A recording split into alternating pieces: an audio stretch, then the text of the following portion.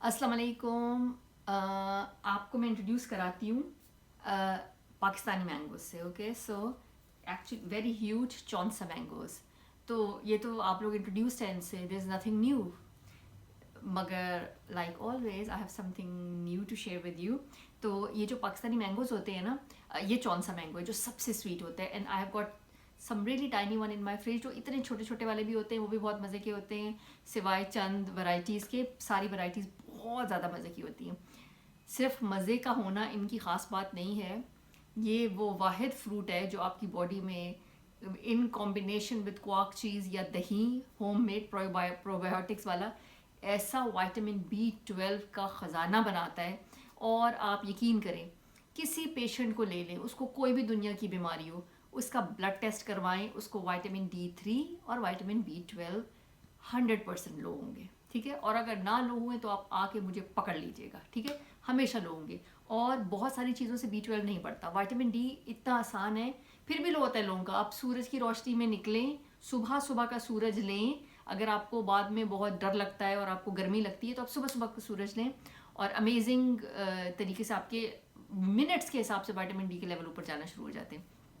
B12 इतना easy नहीं है आपको लेने के लिए। नेचुरली गुड़ के अंदर होता है, गुड़ का जो रब निकलता है उसमें होता है, आमों में होता है, और इस तरह की चीज़ों में होता है।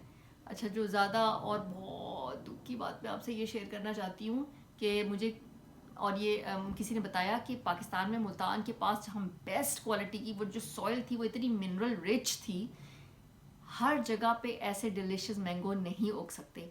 वो सॉइल इतनी मिनरल रिच थी, और एक तरीका था कि पाकिस्तान के लोगों को भी अपने मिनरल्स का फ़ायदा हो सकता था, और वो अपने मिनरल खा सकते थे जो उनकी सॉइल से निकलते हैं। ख़जाना आपकी ज़मीन में ही होता है, चाहे किसी सूरत में भी हो, ठीक है। अगर मिनरल है तो वो फिर फाड़ फाड़ के इंसान की मेहनत से बाहर आता है।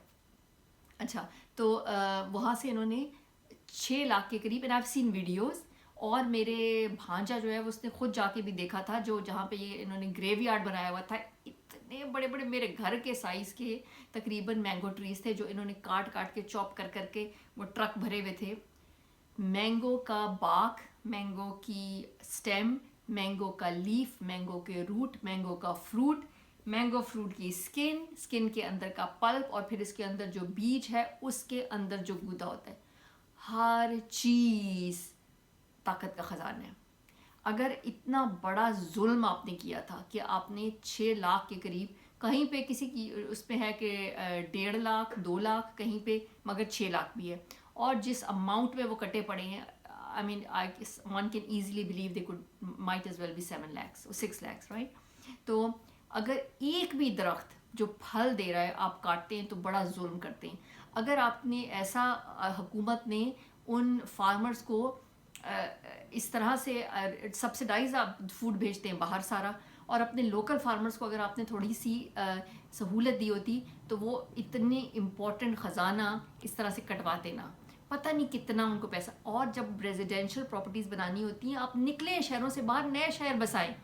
रेजिडेंशियल प्रॉपर्टीज़ किसी ना दीन के लिहाज से और ना ही दुनिया के लिहाज से ये अच्छा है कि आप शहर को एक्सपैंड करते चले जाएं, ताकि ना आपके अंदर लॉ मेंटेन हो उस शहर का, और ना ही आप सहूलतें प्रोवाइड कर सकें।